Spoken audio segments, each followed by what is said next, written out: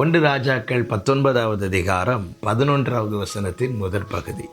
அப்பொழுது அவர், நீ வெளியே வந்து கர்த்தருக்கு முன்பாக பர்வதத்தில் நில் என்றார்.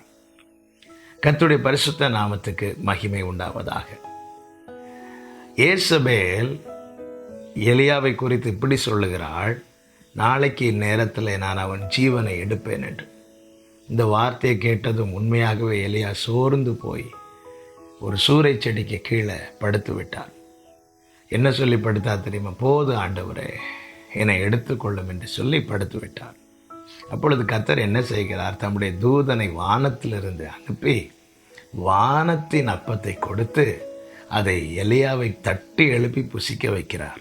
வேதம் சொல்லுகிறது, அதனுடைய 8வது வசனத்தில், அப்பொழுது அவன் எழுந்திருந்து புசித்து